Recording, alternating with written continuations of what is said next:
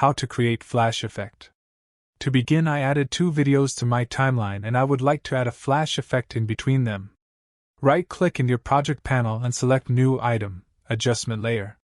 The default settings should match your sequence. Click OK. Now drag adjustment layer above your clips and timeline.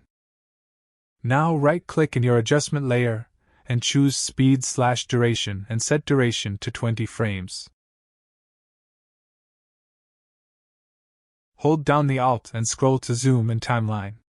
Drag the adjustment layer in exactly between your clips. With adjustment layer selected, hold down the Alt key, and use left and right arrow key on your keyboard. Now go to Effects panel and search for Brightness.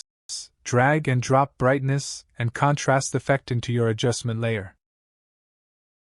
With adjustment layer selected, go to Effect Controls and under Brightness and Contrast.